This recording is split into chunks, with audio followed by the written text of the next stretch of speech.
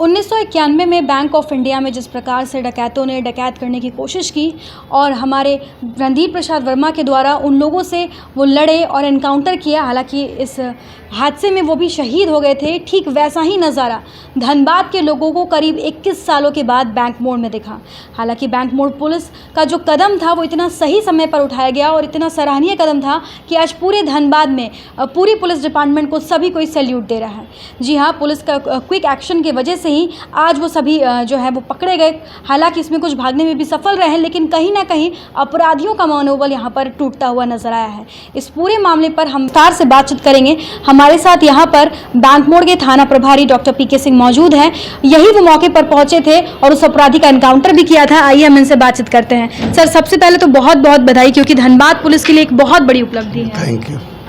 आपसे सर जानना चाहूँगी कि किस प्रकार आप लोगों को इन्फॉर्मेशन मिली थी, क्या स्थिति थी, कैसे आप लोग वहाँ पर पहुँचे थे, उस बारे में थोड़ा सा ब्रीफ जानकारी बताइए। प्रातः सुबह हम लोग को 10:06 में सूचना मिली कि बिथू फाइनेंस का फ्लिपकार्ट एक जो गोल्ड लोन का काम करता है, उस बैंक में 5-6 अपराधकर्मी घुस गए हैं और सभी लोगों को, सभी कर्मचारियों को ओवर पावर कर लिया है और बाध्य कर रहे हैं लॉकर का चाबी से खोलने के लिए, लॉकर को खोलने के लिए, और मारपीट की जा रही है। तो चूँकि 2 वक्त जो होता है बड़ा इम्पोर्टेंट होता है, ख़ास करके जब कोई बैंक या कोई दुकान खुलने का समय होता है और ख़ास करके बंद होने की जो समय होता है, इस पर थोड़ा हम लोग सेंसिटिव रहते हैं। तो लगा कि ऐसा हो रहा है या नहीं, लेकिन जो सूचना मिला था उसकी जो गंभीरता थी उसको हम लोगों ने समझा और 3 तरह से सूचना आई हमको। तो कंपेयर किए तो मतलब अपनी तैयारी के साथ मैंने कंपेयर किया, क्योंकि उस समय हम सुबह का वक्त था, अपना जो है क्रियाक्रम में आदमी व्यस्त रहता है।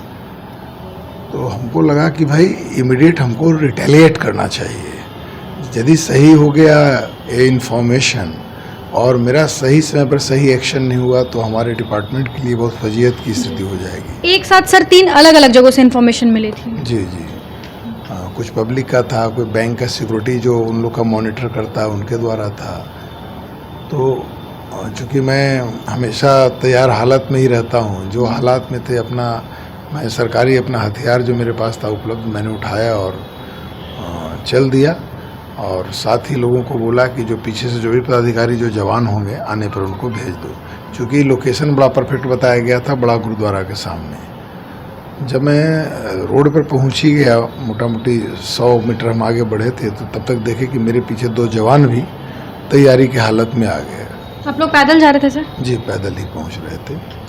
वहाँ पहुंचकर चूँकि ये जो कंपनी है वो फर्स्ट फ्लोर पे है जी, तो वहाँ हमको देखने से महसूस हुआ कि अंदर कुछ हलचल है और कुछ आवाज़ें आ रही है।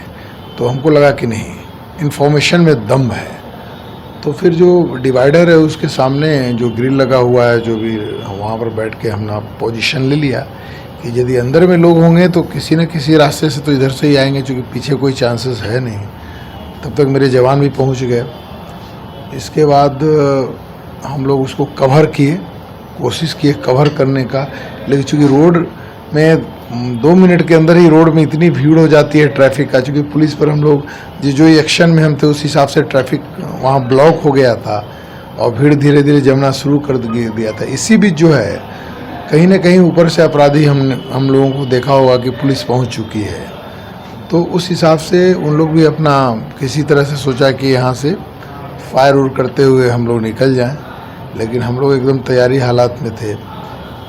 तो 4-5 अपराधी जो भी था वहाँ अपने हिसाब से वो उतरा और पुलिस पे मतलब हमला, चूँकि हाथ में हथियार लिए हुए तो लोगों को समझ में बात आ गई, लेकिन करीब 8-10 राउंड के करीब उनको द्वारा फायर किया गया। लेकिन उन लोगों ने जो फायरिंग की वो मिस फायर चली गई थी? नहीं, फायरिंग अगल बगल से गुजर गई, वो टारगेट को हिट नहीं कर पाया। जब मेरे जवान की तरफ आया, फिर जो जवान के साथ जो गुत्थम गुत्थी में जो क्रिमिनल था उसका भी फायरिंग आया मेरे तरफ, क्योंकि उसका वो छीनने का प्रयास कर रहे थे हथियार और वो देना नहीं चाह रहा था।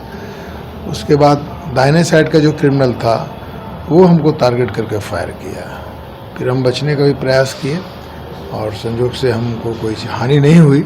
इसके बाद हमको लगा कि एक मौका दे, मैंने चिल्लाया कि तुम लोग चारों तरफ से घिर गए हो, सरेंडर करो, नहीं तो जो है कार्रवाई में मारे जाओगे, लेकिन कोई इसका फ़र्क नहीं पड़ा। वो सारे अपराधी कोई दाहिने से बाएं से निकल रहे थे और चूँकि फायरिंग वहाँ मतलब देखते देखते इन लोग 6-7 राउंड तब तक फायर कर चुका था, तो हमको लगा नहीं, दिस इज़ वेरी रिस्की, इसको जवाब देना होगा।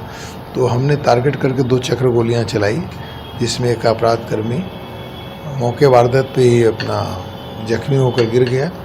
और उसके बाद जब गिर गया तो हमको लगा भागने की स्थिति में नहीं होगा। इसके बाद रेस्ट जो हमारे जवानों के द्वारा, और मैं पैर फंसा के उसमें से एक अपराधी को गिराया था, फिर उसको हम लोग नियंत्रित किए और फिर उसके बाद कवर अप करके हम लोग ने चेक शुरू किया, तो पता चला कि उन्हीं के बगल से भीड़ की जो फ़ायदा उठा करके 2 अपराधी वहाँ से भागने में सफल हुए।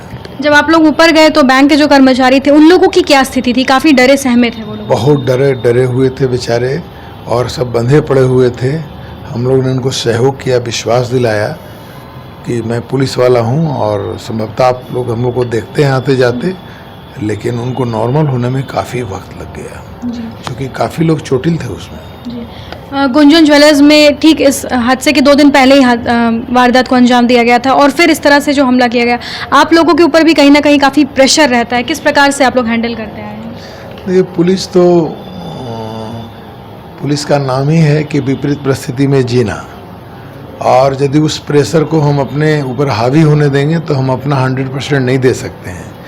इसलिए पुलिस को सारे परेशानी और विपरीत परिस्थिति को देखते हुए भी अपने आप को बैलेंस रखना है और कोशिश करना है कि परिस्थिति अनुकूल वो अपना मैक्सिमम एफर्ट जो है दे सके, तभी हम लोग को मान सम्मान और प्रतिष्ठा बचेगा। जब इस पूरी वारदात को आप लोगों ने अंजाम दे दिया, 2 पकड़े गए, एक की मौत हो गई, 2 भागने में सफल रहे, उसके बाद क्या लग रहा था? वहाँ जो पब्लिक थी उसका रिस्पांस काफ़ी अच्छा देखने को मिल रहा था, आपको कैसा फील हो रहा था उस वक्त कि शायद आप लोगों ने अपना फ़र्ज़ सही से निभाया कि आज धनबाद की जो जनता है, जो काफ़ी एग्रेसिव मोड में थी पुलिस प्रशासन को लेकर, उनके कार्यप्रणाली को लेकर, लेकिन जो कदम उठाया गया इससे सभी के चेहरे पर एक मुस्कान थी और पुलिसकर्मियों के लिए एक अलग रिस्पेक्ट देखने को मिल रहा था?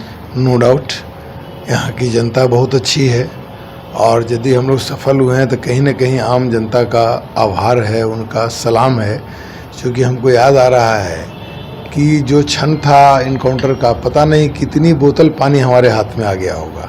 मैं आजू बाजू वाले लोगों को दे रहा था, क्योंकि अब उसका भी, तो इससे आपको समझ में आता होगा कि लोग कितना अटेंटिव थे, क्योंकि मैं पसीना से भरा पड़ा था, मुझे ऊपर नीचे दौड़ना पड़ रहा था, लेकिन बहुत सकारात्मक, बहुत अच्छा, और यही हम लोग का जो है पूंजी है, और इस तरह का सम्मान मिलता रहा और प्यार मिलता रहा तो आने वाले समय में और हम लोग दुगने उत्साह के साथ काम करें। जी, बहुत बहुत बधाई आपको। और बिल्कुल आपने जो कार्य किया है वो वाकई में काफ़ी सराहनीय है, ना सिर्फ सराहनीय तो एक छोटा सा शब्द है, क्योंकि अपनी जान पे खेल कर आपने पूरे धनबाद के लोगों के लिए एक बहुत ही बड़ा कदम उठाया है और सभी का यही मानना है। लोगों में एक आक्रोश था क्योंकि लगातार कुछ आपराधिक घटनाएं हो रही थी और अपराधकर्मी वहाँ से फरार हो जाते, लेकिन ये जो यहाँ पर जो कदम उठाया गया है पुलिस प्रशासन की ओर से, सभी के चेहरे पर एक मुस्कान है और सभी के मुँह से बस यही निकल रहा है कि धनबाद की पुलिस ने जो कार्य किया है वो वाकई में बहुत बड़ी उपलब्धि है धनबाद के लिए, झारखंड के लिए। और यही उम्मीद है कि अब कहीं ना कहीं अपराधियों के ग्राफ में काफ़ी गिरावट दर्ज की जाएगी और अगर लगातार प्रशासन इसी तरह से एक्टिव रहेगी तो आम लोग भी यहाँ पर जो एक डर और भय की स्थिति उत्पन्न हो गई थी उससे वो रिलैक्स होकर अपने वापस से दिनचर्या में लग पाएंगे। अपने सहयोगी प्रकाश के साथ Shambhavi Singh, the news post, Dhanbad.